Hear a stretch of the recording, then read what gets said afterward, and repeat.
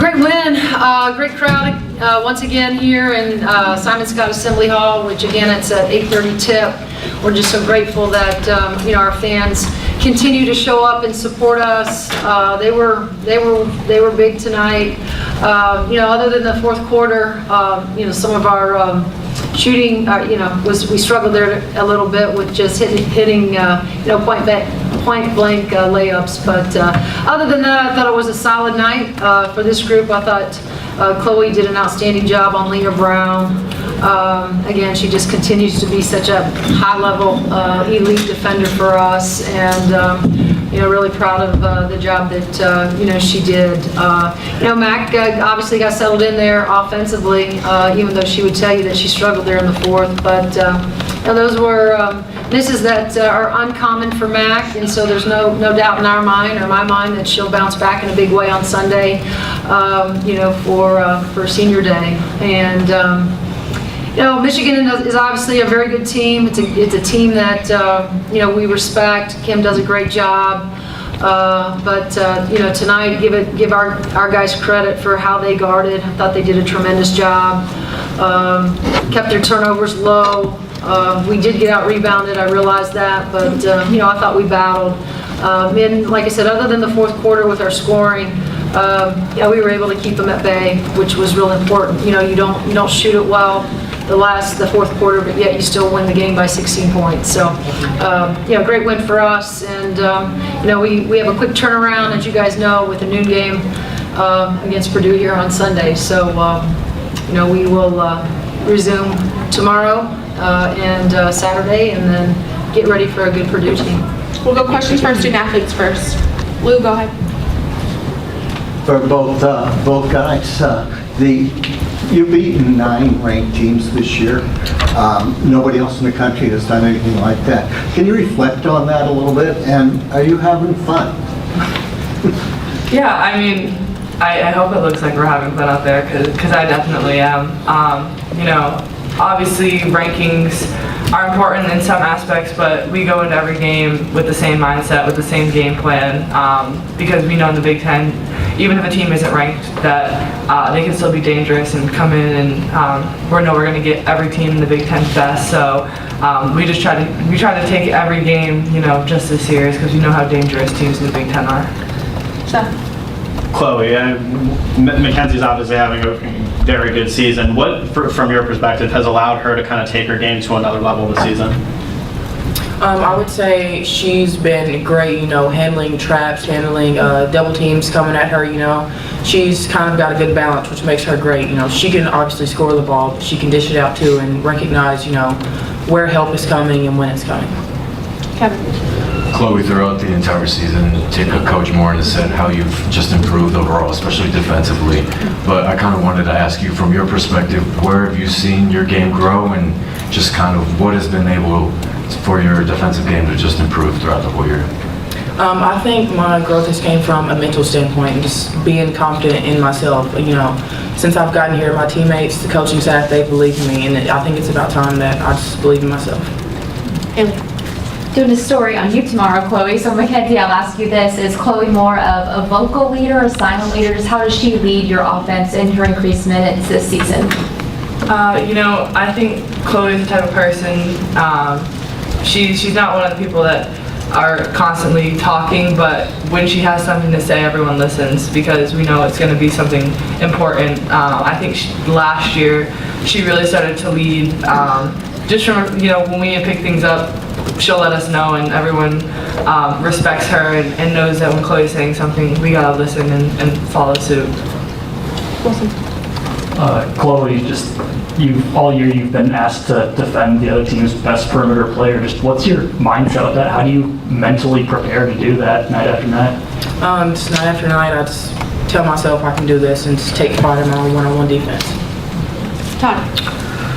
Mackenzie, right now, what's the emphasis of practice? And the reason I ask that is because normally in a season, the ups and downs of the season kind of dictate the emphasis of practices.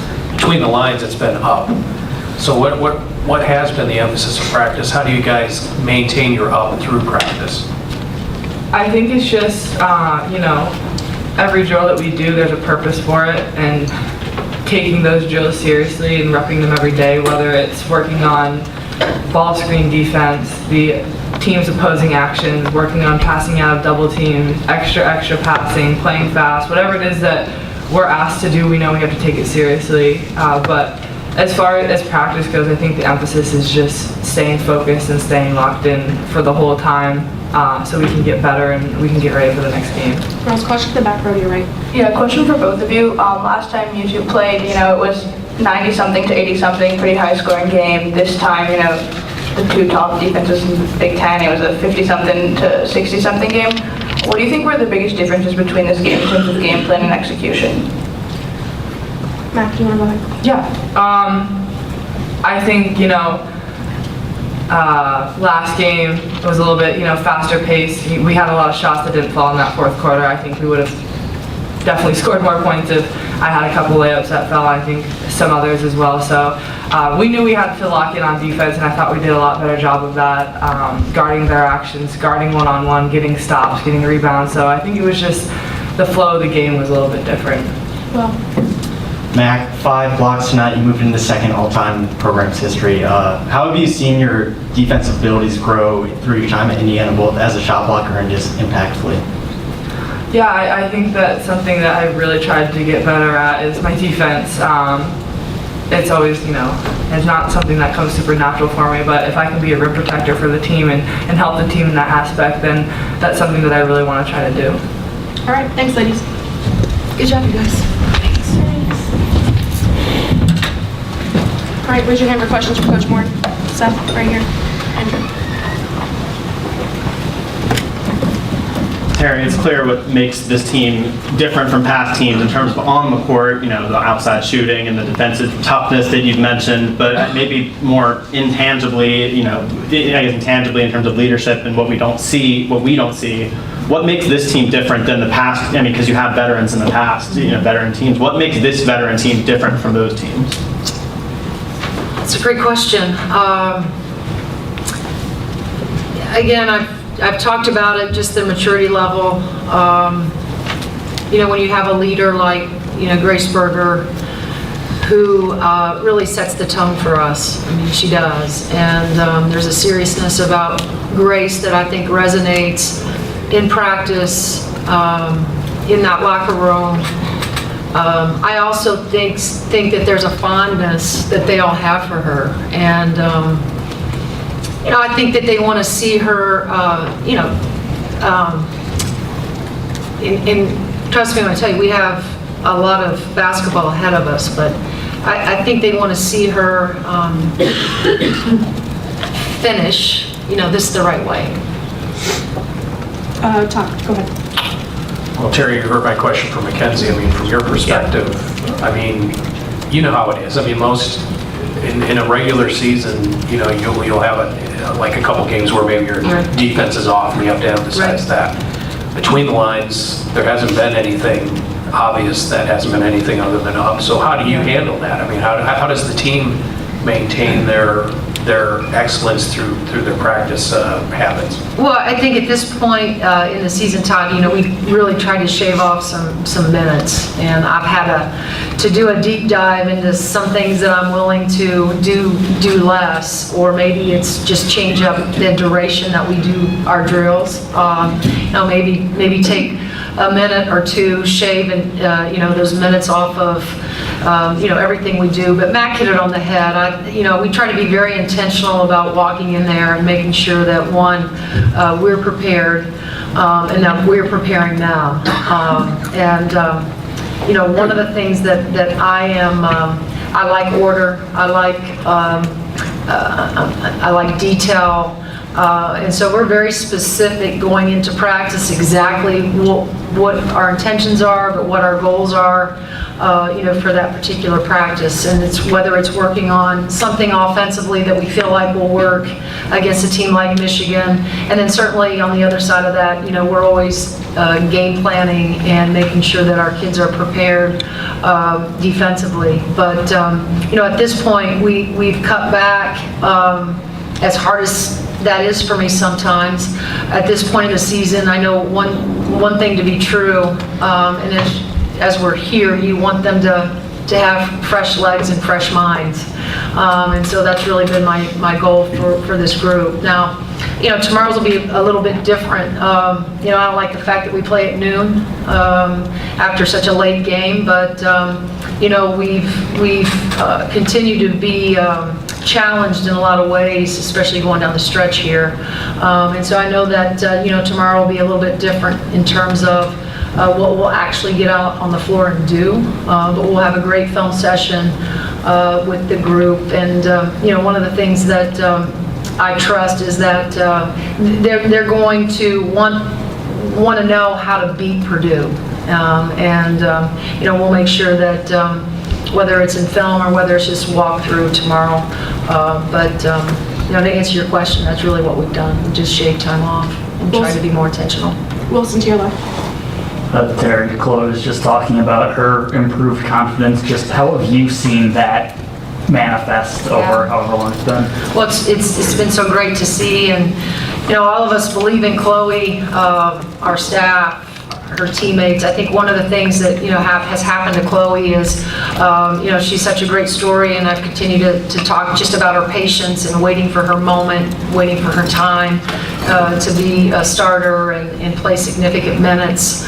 And along the way, she's continued just to kind of keep her head down and do the work, but also she spent really good time in the weight room, and I think that is done. If you look at pictures from Chloe now to what she looked like as a freshman, her little string bean self coming in here, she's morphed into an athletic, sturdy, strong, playmaker, but elite defender for us. Skip.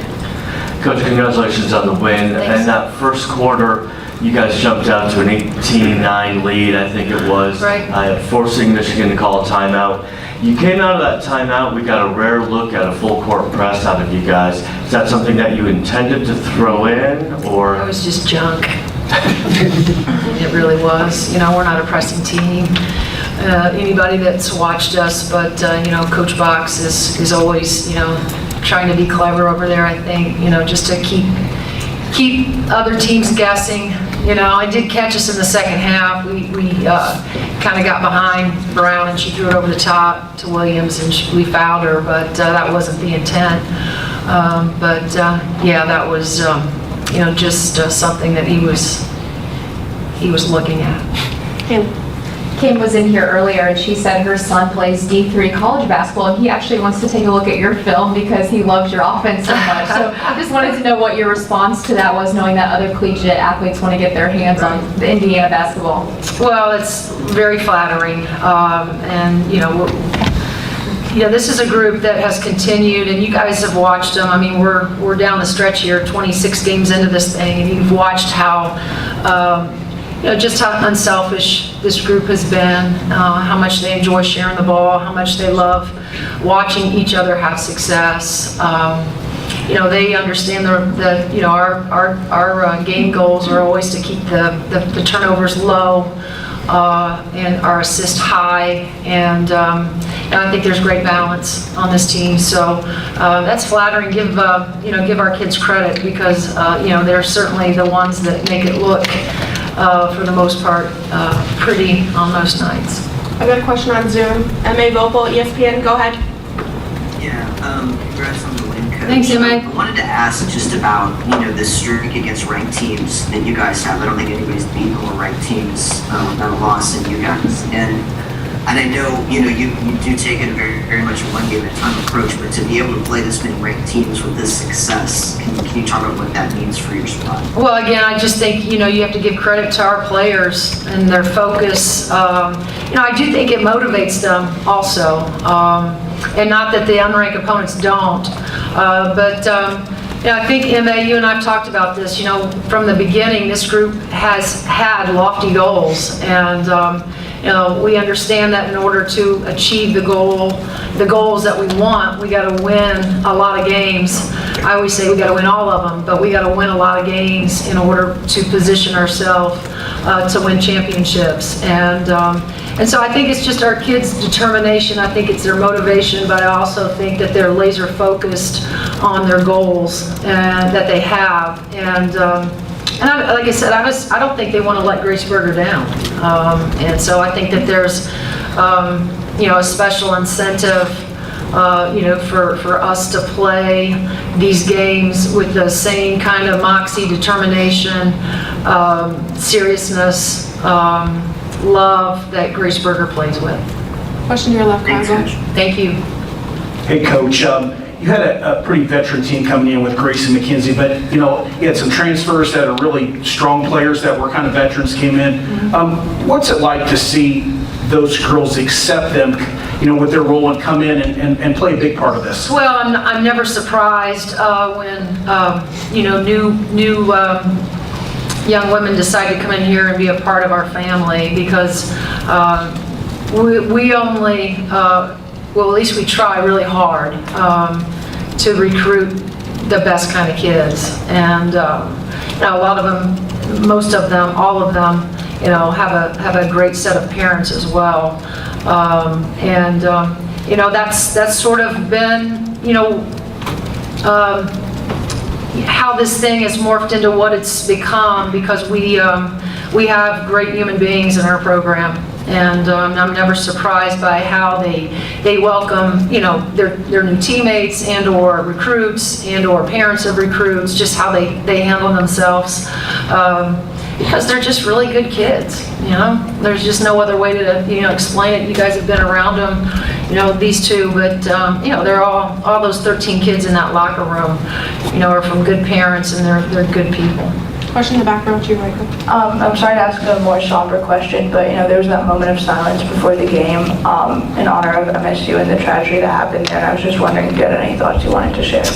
I mean, it's obviously very sad. I reached out to Susie just to let her know that obviously we were thinking of her and her staff, her players, and certainly the university. I mean, it's just senseless. And I can only imagine, and she's, the calls that she has to, take from parents of her players, wondering if their kids are okay. And so, just like Michigan, all of us, we're one big, even though we're competitive, but at the end of the day, we're all a family here in the Big Ten. And, our prayers and our hearts go out to that entire university. And the only thing we can do right now is make sure we're trying to wrap our arms around each other here a little bit tighter, as we move forward. Seth. Well, it's kind of hard to go back to basketball after talking about that, but I mean, we'll try. Yeah. Big picture now, you have a chance to clinch a share of the Big Ten title at home on Sunday against Purdue. Just, the program's first ever sellout. What does it mean what does that moment, that opportunity mean? Right, well, the sellout's really cool. We've gotten close, but we've been about 4,000 shy, right, of getting this place completely packed. So, I'm as eager to see this as our players are right now. I talk about the quick turnaround, but one of the things that I do know is that Hoosier Nation will show up in a big kind of way for us. But it's always special. Senior night is a special day for, especially Graceburger, and Alyssa Gary will be a part of that as well. And it's always bittersweet, so, but here's what I do know about Graceburger. There's no softness in Graceburger. And so she will, if there's any moment that she'll have, it'll be, after the game, but I don't even know if we'll see that, because she knows that we got to turn around and go to Iowa the next week. I think we're excited to see Hoosier Nation show up for a women's game here in Simon Scott Assembly Hall, what we believe is the best venue in college athletics to support us. All right, thanks, Coach. Yep, thank you guys.